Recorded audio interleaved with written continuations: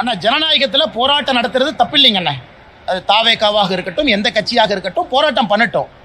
நான் ரெண்டே கேள்வி தான் கேட்குறேன். எதுக்கு போராட்டம் பண்ணீங்க? எந்த பாயிண்ட் நாங்கள் கொண்டு வந்தது தப்புன்னு நினைக்கிறீங்க? எந்த பாயிண்ட்டை நாங்கள் சரியாக செஞ்சுருக்கோன்னு நினைக்கிறீங்க?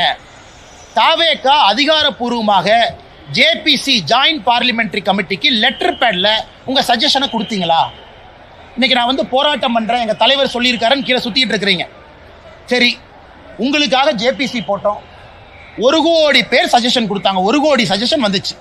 தாவேக்காலேருந்து கருத்து சொன்னீங்களா ஜேபிசிக்கு? நீங்கள் கருத்து சொல்லியிருந்தா நல்ல கருத்தாக இருந்தால் கண்டிப்பாக நாங்கள் எடுத்திருப்போம். சரி, இன்னைக்கு போராட்டம் பண்ணுறீங்க, எதுக்கு போராட்டம் பண்ணுறீங்க? நான் இவ்வளோ விலாவரியாக பேசுகிறேன், இதான் பாயிண்ட்டுங்கிறேன், இதான் காரணங்கிறேன். நான் சொன்னதில் தப்பு எங்கேயாச்சும் இருக்குதா நீங்கள் சொல்லுங்கள்.